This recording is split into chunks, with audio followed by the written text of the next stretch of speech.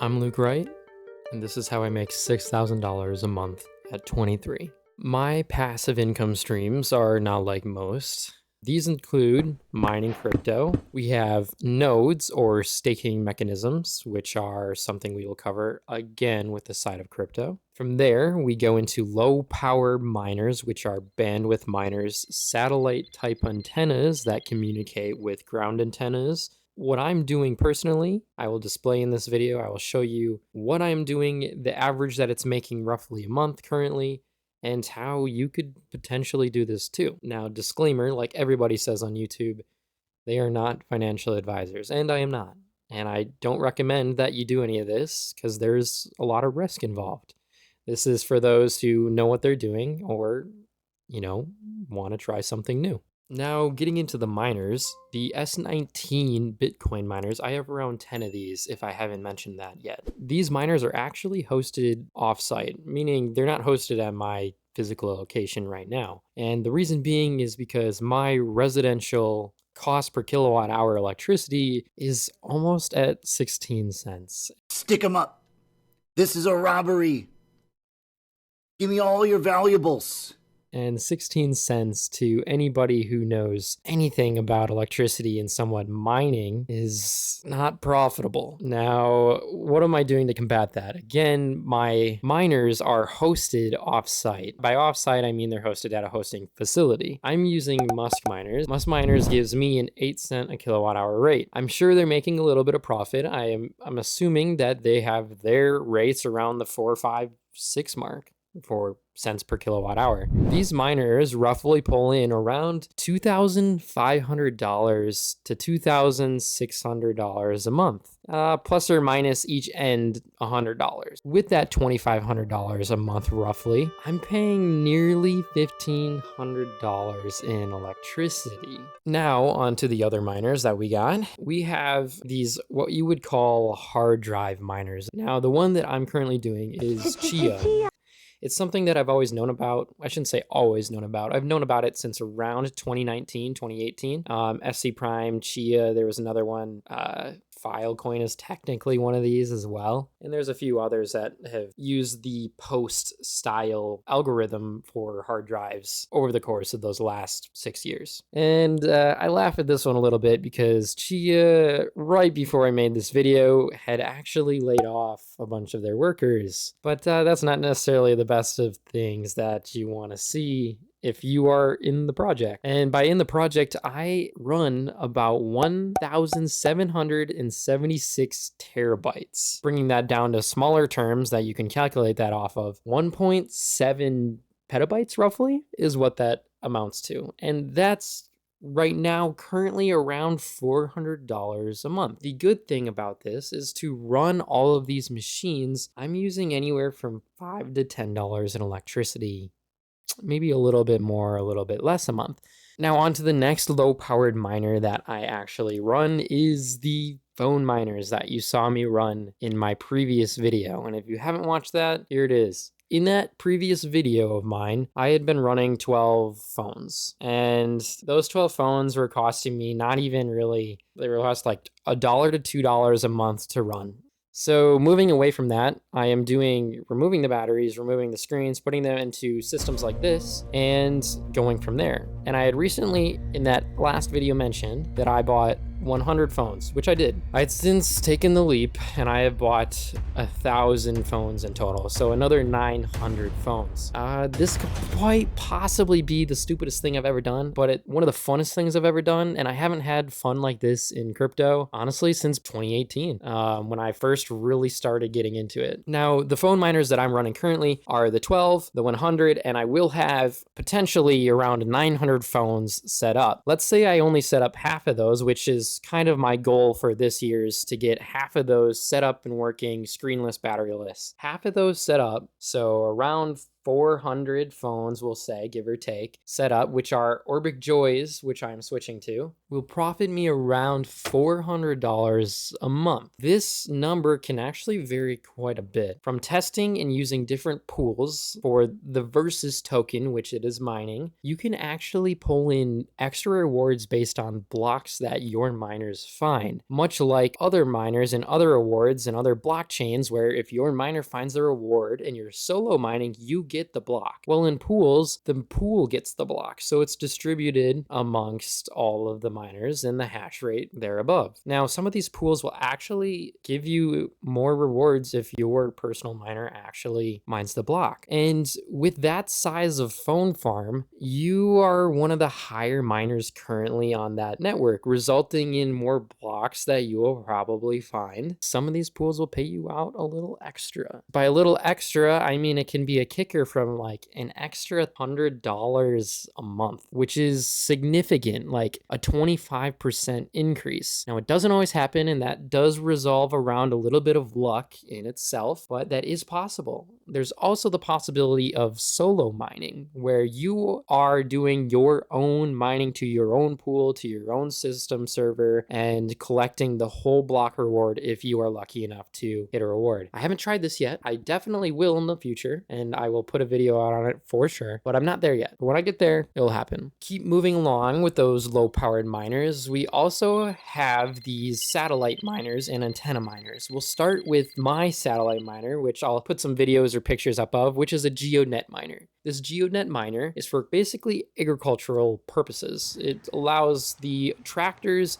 that use the satellite and the GPS without any human interaction to navigate their land and their fields for harvesting, planting, and other things. In this manner, for Geonet, it's mainly satellite usage, and you get rewarded for providing that style of service. And what I'm currently making on this Geonet miner is, I would say on the low end, around $50 a month, on the high end, around $150 a month. And that also depends on a few different things. Normally it's pretty standard and pretty straight through and basic, $50. But if you happen to get a miner and stake tokens, Geonet tokens, in a location that is a super node, or a super hex, excuse me, you can get up to 10x reward, 4x, 6x, 2x, 10x rewards. And that's a significant increase. Now, where my location, there's no super hexes, but there is a location, however, a few hours away from me that I have a friend living in that we are going to try to set up a miner in. And if that was the case, $50 on a 2x, a 3x, a 4x, a 5x could be a little different. But again, that does rely on the stake that you have set forth. In my current situation, I don't see how it's really that much of a difference for the amount of effort and kind of resources you end up spending to get that miner up and running. Moving on from Geonet, we also have Helium miners. Now, Helium, most of you have known, has gone down a lot. And like most things in the market currently, it is down. And is not necessarily the most fun and profitable thing on the market right now for the cost of hardware. I have a ton of these devices. I don't run hardly any of them right now, simply because it's a hassle and it's something I really am not making money with. But when you convert these miners to Crankk and Crankk's network, they've actually provided instructions on how you can convert your Helium miner to a Crankk miner. Now these are making a lot more than they were making before, upwards to the point where they are profitable. I don't have the exact numbers, but it's somewhere, again, in between the $25 to $30 range. I won't add these to the total that I'm making of the 6,000 because I don't have the data on that yet. That being said, we're going to be rolling into nodes. One of the big ones recently that I've been thankful for is Neoxa. Neoxa is one that I have reallocated some of the funds that I have put into it initially out of it, simply because I was a little over leveraged in it. It's one of those things where, give or take in the amount that you get and the time that you get in, you'll decide to do what you want to do with it. Through Neoxa, I had 10 Neoxa nodes. 10 of these nodes would pull in roughly $60 a day, which is nothing to fret. $60 a day goes right around the $1,500 to $1,800 range. Now, 10 of these cost me roughly $6 to run. I'm running these through Node Orbit. Now, Node Orbit is one of those VPS providers that's actually really handy. It's handy for the average user that doesn't have the technical knowledge or just wants something easy. They set up your nodes for you, and it's relatively just you put in a few inputs of what your miner is, your key here, your key there, and it's off and running, and they make sure your nodes are up and running and you're good to go. And that's why I pay $6 for Node Orbit. They do a referral link, and I do have my referral link in the description, disclaimer there. These nodes also include PreSearch nodes. I'm running close to around 20 PreSearch nodes, and those don't net me too much anymore because PreSearch cut rewards once again in this last month, which in all honesty is more of a stability thing in long-term play, and I have nothing against it. When you're running a business and you're running your own blockchain type system with their search engine, you're going to have to make those decisions, and that's okay. Now, the money that I'm making with PreSearch primarily comes from actually using PreSearch keyword staking. Now, in this last month, I have done around $150 in extra income from PreSearch keyword staking. PreSearch and the 20 nodes that I'm running is only really making me $10 to $15 a month. I haven't got the actual accurate numbers from the price cut and the actual less rewards that each each node is getting, but that's primarily where it is around. So having $150 in staking keywords is very convenient and very nice comparatively to actually running nodes. The next nodes that we run are the streamer nodes or the data nodes, and those were good earlier in the year, and they're not so much as good right now. They make a couple bucks here and there. We're going to leave those out. Just telling you what I'm doing so you can look into it. Now, one thing that I'm excited about is ETC-MC POW node miner things. When I say node miner things, they're these PCs that you see right here and all around the station that I'm working at right now.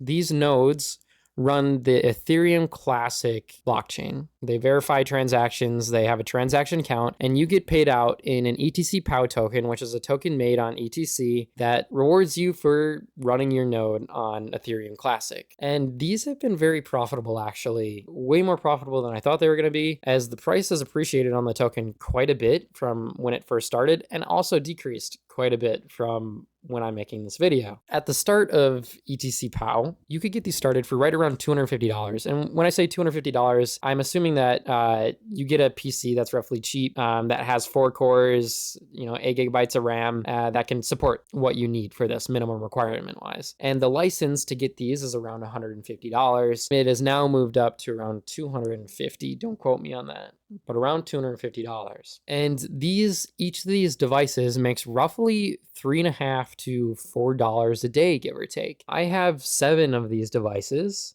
and I'm adding hopefully another 5 in this next month. Now, 7 of these devices will pull in obviously $3 to $4. That's $28 a day, and $28 a day is putting us around the $1,400 to $1,600 range. Again, I use a range of numbers because the exact number is always fluctuating with anything in crypto and anything in this sort of sense. And that also gets added to my total here. Last but not least, in order to save server costs, I'm also running bandwidth miners. Now, I'm using the Fry network to run these bandwidth miners, which has recently popped off over up 80%, which a lot of people are like, oh my gosh, that's so high. Why would I want to even look into this now? Well, it's still down on the year. Well, maybe not the year, but it's still down overall a lot. But these miners run on also these little computers that I run the ETC POW on. They're little bandwidth miners. They don't take up a lot of resources, so you can run them and save money by using the same machine. These bandwidth miners are making roughly 63 cents a day. And having 7 of these, as you know, we're making right around the $3.50 to $4 a day off the 7 machines, which equates to a little over $120 roughly a month. These miners pay out a Fry token, and you use it on the Algorand blockchain. And you can, of course, exchange it, sell it, do whatever. It does cost a little bit more than you expect to get these. You're not even technically breaking even on this one for a couple years. Again, a lot of these are speculation, and you just mine them to mine them. And if you're a hobbyist like me, this is what you do. And you hold, you hodl, and you wait for a bull run. Hopefully bull run next year. So one thing I forgot to mention real quick is CPU mining as well. Now, this is sort of electric intensive and hardware intensive as well. So I can't really say that they're low powered, but they're not as much as GPUs. they do use electricity. Currently, I am pulling in about $180 a month after electric costs as well. On the side of staking cryptos, I do a few different options here. There's the DeFi route, and then there's kind of sort of centralized route as well. So the centralized route being crypto.com. It's one of the cards that I use every day. They offer benefits that I use, like Expedia on travel, cash back on purchases, and it's just something that I've grown to actually enjoy. And airport lounges, with the amount that I have staked and the amount that I'm earning, it's quite a lot to receive roughly around $50 to $60 every week. So around $200 to $240 a month is what I'm pulling in just from crypto.com's centralized portion. Now, there's also DeFi staking protocols. I stake on DeFi wallets. So, for example, crypto.com has their centralized wallet that I stake on, but then they also have a DeFi wallet. But currently, I'm staking in DeFi in terms of the MetaMask portfolio, the crypto DeFi app.